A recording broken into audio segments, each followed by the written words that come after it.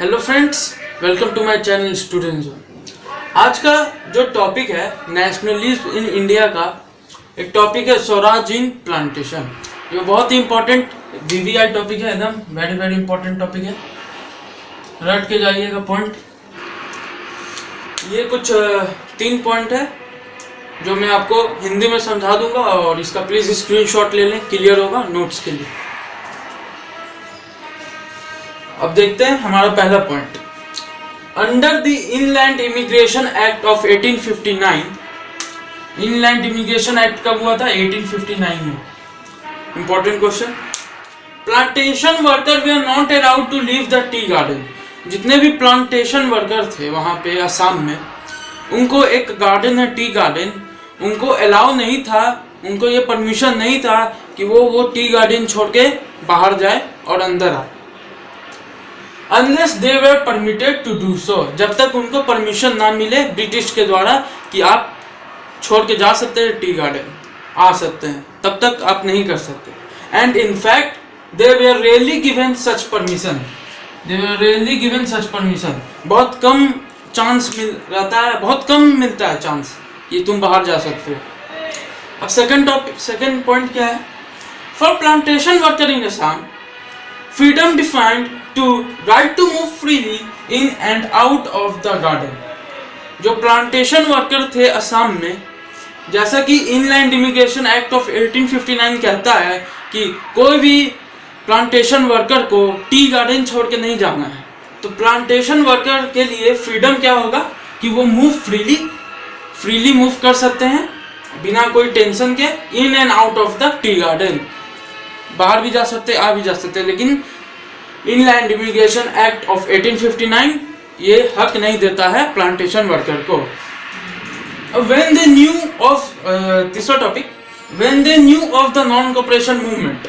जब उन लोगों को पता चला, प्लांटेशन वर्कर को पता चला कि Mahatma Gandhi non cooperation movement चला रहे हैं, थाउजेंड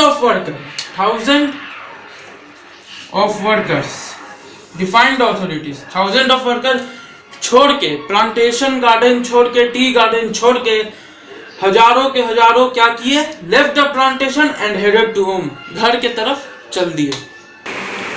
अब फोर्थ टॉपिक क्या है वो देख लेते हैं।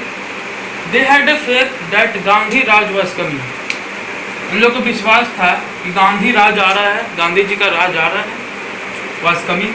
And everyone could be provided, और सबको, everyone could be provided land in their own village। अपने गांव में ही लैंड मिल जाएगा। सबको लगता था कि गांधी राज आ रहा है, गांधी राज वाज कमिंग, और सबको लगता था कि एवरीवन, सबको उसी के विलेज में एक गार्डन मिल जाएगा जहां वो फार्मिंग कर सकेंगे, पौधे, टी, ये सब का पत्ते उगा सकेंगे। इसको देखते हैं। They however never reach their destination. वो लोग अपना डेस्टिनेशन नहीं पहुंच पाया। They however never reach their destination. Police पकड़ लिया, they were caught by the police, police के द्वारा पकड़ा गया और बिना कोई दया का दम भर कूटा गया, मारा गया। ये था स्वराज इन प्लांटेशन। हमारा अगला टॉपिक है सिविल डिसोबीडियंस मूवमेंट। इसका फर्स्ट पॉइंट है, In February 1922, Mahatma Gandhi decided to withdraw the non-cooperation movement। फरवरी 1922 में महात्मा गांधी सोचे कि नॉन कॉपरेशन मूवमेंट को वापस ले लिया जाए, खत्म कर दिया जाए, क्योंकि he felt the movement was turning violent। वो सोचे कि जो उनका नॉन कॉपरेशन मूवमेंट है वो बहुत ही वायलेंट रूप ले रहा है, बहुत ही खराब रूप ले रहा है इन मेनी प्लेसेस, क्योंकि बहुत जगह दंगा भी हो जा रहा था, बहुत जगह हो जा रहा था, वही टर्निंग वायलेंट टर्न हो रहा था। इसीलिए नॉन कॉपरेशन मूवमेंट को महात्मा गांधी जी वापस लेना चाहे in February 1922। And satyagraha needed to be properly trained. और वो कहते हैं कि सत्य जो भी आंदोलन कर रहा है उसको प्रॉपर ट्रेंड होना चाहिए कि वो अच्छा से कर पाए। Before they would be ready for mass struggle. Before, उससे पहले कि वो मास स्ट्रगल के लिए, मास स्ट्रगल मतलब होता है बड़े पैमाने पर स्ट्रगल, संघर्ष करना। तो ये था फर्स्ट पॉइंट। अब सेकंड पॉइंट है सीआर दास एंड मोतीलाल नेहरू। ये दो नाम है। CR Das and Motilal Nehru form the Swaraj party. ये दोनों क्या किए? स्वराज पार्टी फॉर्म किए विथ द कांग्रेस। किसके साथ? कांग्रेस के साथ। To argue for a return. किस लिए किए थे ये लोग स्वराज पार्टी? कांग्रेस के साथ, क्योंकि वो लोग चाहते थे जो काउंसिल पॉलिटिक्स है, काउंसिल पॉलिटिक्स को लाने के लिए किए। But young leaders like Subhash Chandra Bose and Nehru, young leaders जो थे उस समय Subhash Chandra Bose and Nehru pressed for many mass aggregation and for full independence. तो ये जो यंग लीडर्स थे सुभाष चंद्र बोस और नेहरू, वो लोग चाहते थे कि मास एग्रीगेशन हो और फुल इंडिपेंडेंस। अब मास एग्रीगेशन का मतलब आपको नहीं पता होगा, मैं बता दूं। मास एग्रीगेशन मतलब होता है बड़े पैमाने पर आंदोलन करना, जो हम लोग जुलूस निकालते हैं बड़े बहुत ही ह्यूज अमाउंट में निकालना, उसको कहते हैं मास एग्रीगेशन। तो यही हुआ था सिविल डिसोबीडियंस मूवमेंट का। अब देखते हैं हमारा अगला टॉपिक, जो बहुत ही इंपॉर्टेंट टॉपिक है, जिसका नाम है साइमन कमीशन। अब इसका फर्स्ट मैं पॉइंट वाइज लिख दिया हूँ, इसका स्क्रीनशॉट ले ले और देख भी सकते हैं आप।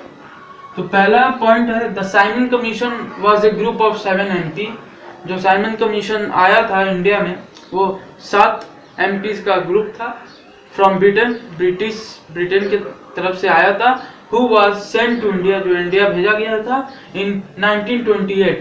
तो सबसे पहला क्वेश्चन बहुत ही, साइमन कमीशन इंडिया कब आया था? तो 1928 में आया था। To study constitutional reform. क्यों आया था? इंडिया का कॉन्स्टिट्यूशनल रिफॉर्म्स को स्टडी करने आया था, उसको चलाने आया था। जो सेकंड पॉइंट है वो है Simon commission was originally name.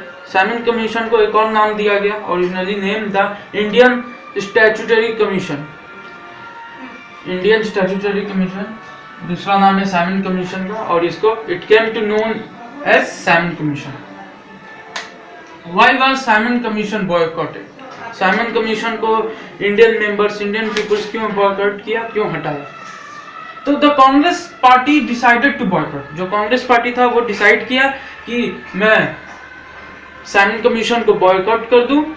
At the commission at there session at Madras, Congress session of Madras 1927 में हुआ था, और इसी सेशन में साइमन कमीशन को बॉयकॉट, साइमन कमीशन को हटाने का प्लान वो लोग किए।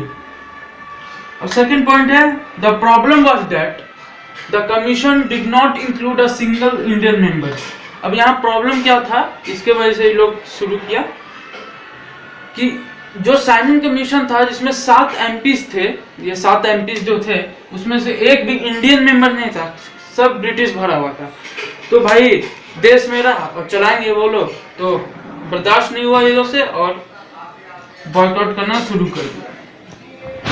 अब वो लोग क्या किए? तीसरा पॉइंट है ये, तीसरा point, when the Simon Commission came to India, it was welcomed with the slogan, और स्लोगन से वेलकम हुआ जिसका नाम है गो बैक साइमन। सिर्फ कह के साइमन कमीशन को हटाया गया। तो ये था साइमन कमीशन टॉपिक।